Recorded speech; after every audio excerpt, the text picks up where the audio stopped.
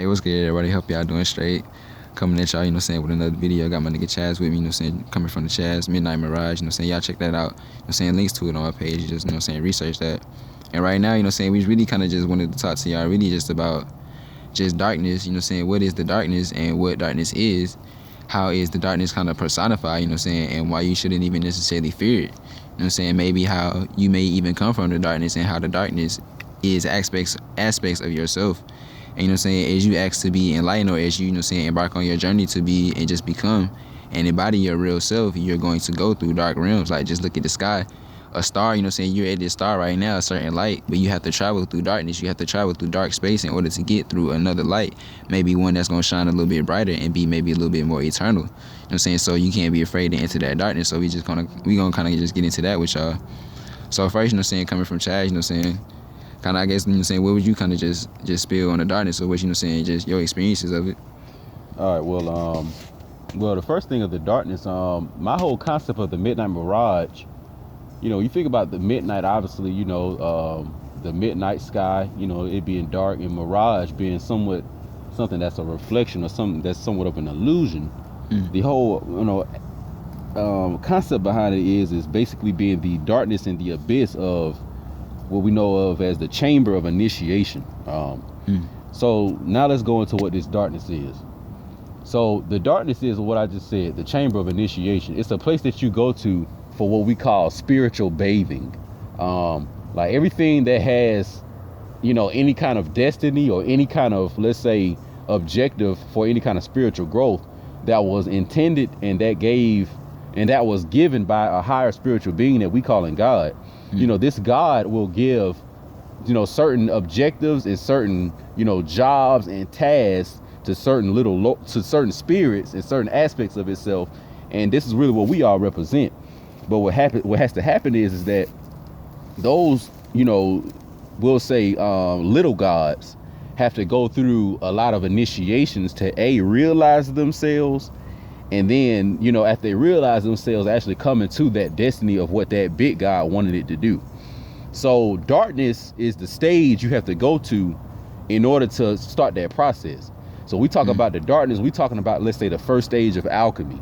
In Genesis, they say that in the beginning there was darkness. But when we talk about Genesis, we talking about basically the genes, like the DNA genes. And then we also talking about Isis, which is the one who's birthing, or that mother goddess cosmic principle, which is like the womb or the void, also known as the abyss, or also known as the darkness.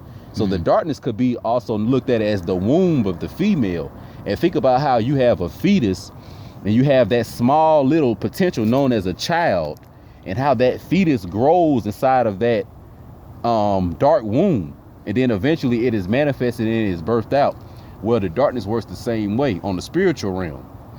And inside a physical body, the darkness is viewed as your shadow, okay? And it's also viewed as your subconscious mind. So your subconscious mind is basically the shadow of your conscious mind. And your conscious mind would be like the daytime. So it's like, when the sun is out, you can see everything. You know what I'm saying? You're walking down the street, you see it's let's say some dog doo-doo, so you know not to step on it. But when it's dark out, that same sun is not out, so you can't necessarily see. That don't mean that doo-doo ain't there. What just happens is that sometimes people step in it. So the darkness is basically a place to where you can't necessarily see what you're doing. Wow. But you have to create an alternate way of seeing. And that's where the whole third eye come in at and all that. The third eye would be something that could see in the darkness. And this is what the initiate or the little God has to ultimately end up doing, is going into the darkness, or going into that spiritual bathing process, going through the ritual of Saturn, because Saturn is also the one who will give you the ritual to go through the darkness. You know what I'm saying? Because Saturn is also known as Satan. And Satan is the one who initiates you. Like, for instance, the story of Job in the Bible, when it was time for Job to go to a higher level of ascension, then Satan came along with some other angels to the higher big God, the Most High, and they basically went and challenged Job. So whenever the darkness comes upon you, or whenever Satan comes upon you, or any kind of demon come upon you, that means that it's time to go to some higher level, and you have an opportunity to go there. Right. So the next question is what is a demon? Right. This is what a demon is. A demon is a certain consciousness that represents, let's say, what we can call anti-consciousness or shadow consciousness that resides in that shadow realm or in that dark realm. So just like you have primary consciousness when the sun is out and you can see in that realm, so you don't step on the dog crap. Well, anti-consciousness under the black sun and under the black solar energy allows you to see in the dark, and therefore you still don't even step on the doo-doo in the dark. So Satan represents certain inverted aspects of your consciousness. So it's also like the polarity to all your thoughts. So for instance, let's say when a person say, man, I want to be successful. So consciously, when the sun is out on the day side, you thinking of seeing yourself in a nice car, getting a lot of money, etc., right? But that thought has a polarity, which is going to be in the subconscious, which is going to be part of the anti-conscious. And that's going to probably show you with visions of being poor, homeless, and let's say the fear of being a failure. And that's going to reside in your subconscious. So a lot of times in life, it ain't really safe to walk around talk about what you want to do, because if you keep thinking about what you want to do, then you're not going to understand the wisdom of your anti-thoughts and your anti-consciousness, which is going to show you things of really what you don't want to do. So this is the whole concept of the tree of knowledge of good and evil. And the darkness helps you understand the evil or the shadow side of things that you may necessarily not want to deal with. So for instance, like on the day side, I see some doo-doo, I don't want to step on it. So that means on the night side, it's going to show me stepping on some doo-doo with my brand new shoes on. So the whole lesson behind that is to realize that in the nighttime, it's hard to see, and maybe I don't need to wear new shoes. Therefore, with that new information, I can be in the darkness and not get harmed by stepping on some doo-doo. So the darkness ain't necessarily something that's bad. It's just trying to show you that you need to be holistic with what you want to do. Yes, you may want to do this, but also consider this to make sure you do that thing you say you wanted to do. And that's what Satan represents in human psychology. Right, that's deep. I remember you kind of speaking to us like about like the X factor. Like it's kind of like when you making your decisions, like yeah, you have what you want to do, but it's always that hidden or unknown X factor. Like kind of in your experience, like what you kind of experience like with that X factor or that unknown. Yeah, I give you an example, because I'm pretty sure a lot of y'all, that listen to your tapes go to Georgia Southern. Okay, well I used to go to Georgia Southern too. I went down there for accounting, graduated in 2012. But in 2010, my day side, I'm finna graduate, give me a little accounting job. I always wanted to work for myself, but I'm thinking that I'm gonna probably just get my little accounting degree, get me a job, stack some little money up and live. I mean, that's basically what anybody would think, right? So, but I didn't account for my anti-conscious, and I didn't account for the dark side, which would basically be something that could happen. That may be something that I don't want to experience, just like seeing yourself step on some doo-doo. And this is something called a next factor. Next factor is usually that aspect that you can't really account for, and you have to leave what they call a margin of error just in case this shit don't go right. So for instance, in business, a next factor would be that account of money that's already set to the side, because they already know people gonna steal, shit gonna get spoiled, stuff gonna get broken, etc. So just to make sure they don't lose their money, they already got some set to the side because of that X factor that they know exists. So when I was in college, I wasn't really account for my X factor. And then some shit happened to me when I was in school. Long story short, the police came kicking in our door. Some niggas was in there doing some shit. They found some little illegal stuff, X, Y, and Z or whatever, and I got caught up in a situation that kind of hindered me from just graduating college and getting a job and all this other stuff like I claimed I wanted to do. So what had to happen was I had to go into a state of darkness and go into the aspect of my anti-conscience so I could understand the shadow aspect and become the Lord of darkness. Right. And I had to have that situation happen. So that X factor is basically something that's reserved for the big God itself. Only the big God knows the X factor and can make an X factor happen. It can program an X factor. See, the little guys don't have that power.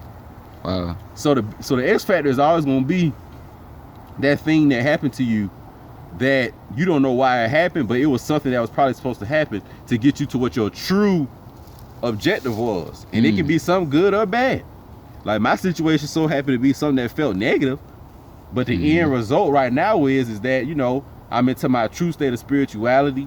I know who I am as a national Moor, you know what I'm saying?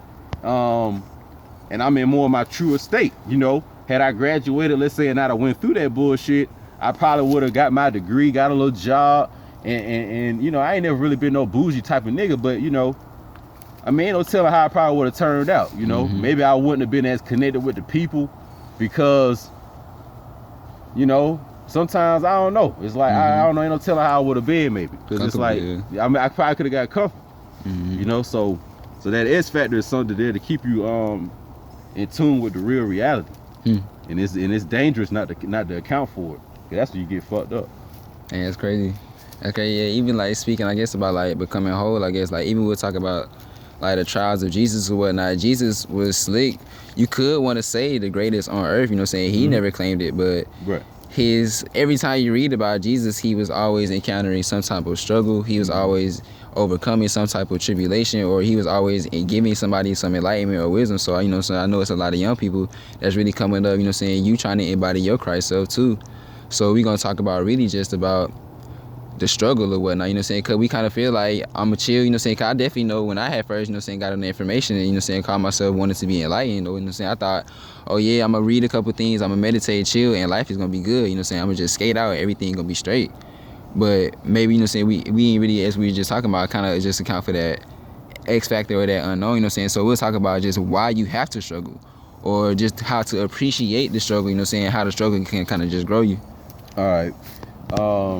First thing is that, you know, we all have our own Jesus within, because Jesus and the story and the ministry of Jesus, or the acquiring Christ, is basically an occult archetype for the heart chakra and the pineal gland and the spiritual sexual organ on a certain aspect.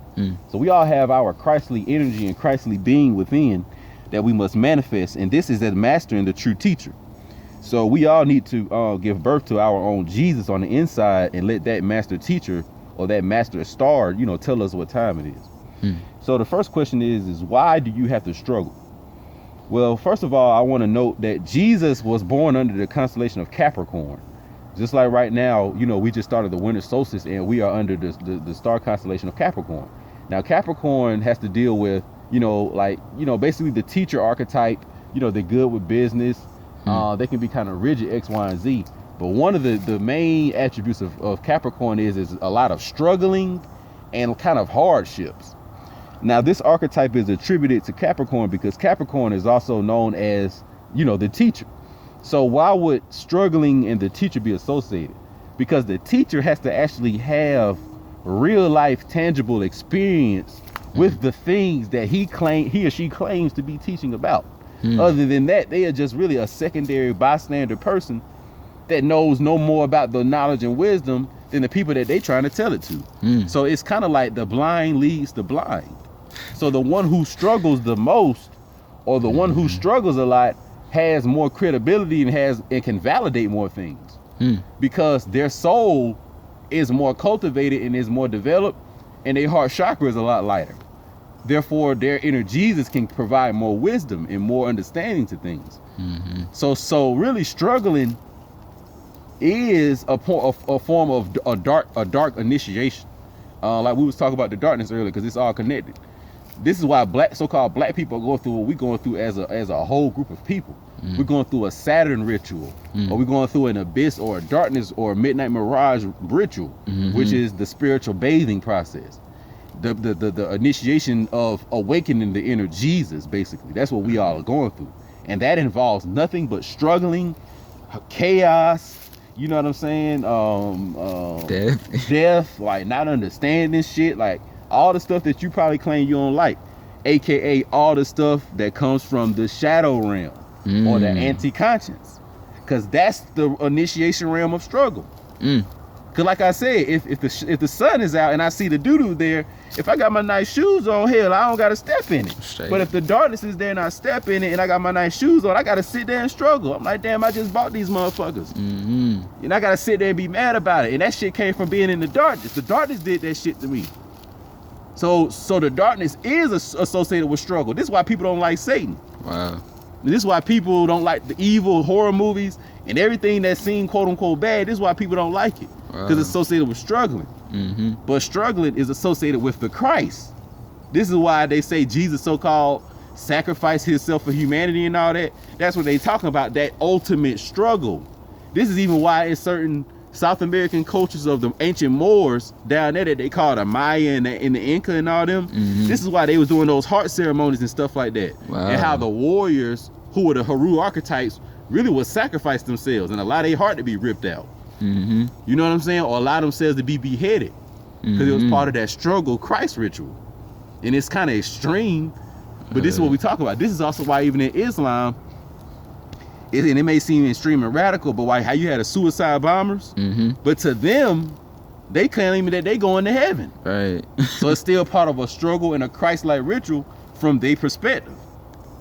So anything that involves any kind of illumination, and you claim you want to be God, or you claim that you divine, and you claim you want to be your higher self, and all this shit that people talking about, then that means that you claim that I want to go to the halls of misery. I want to go to the gates of hell. I want to go to the realm of destruction. I want to lose everything that I desire and love.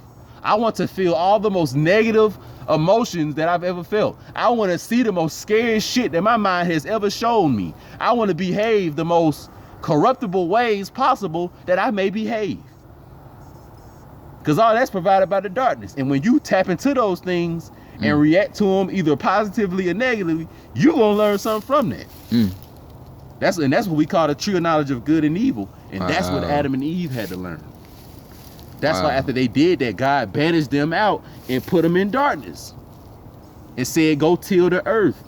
Or go work with the physical body and go do the alchemy, basically. Go build the spiritual body up. Go, get the fuck out of here. That's basically what God said. Get your ass into the darkness. Because God came from the darkness. That's why in Genesis it say what? In the beginning it was dark. And that's where God came from. So God was the first person that struggled.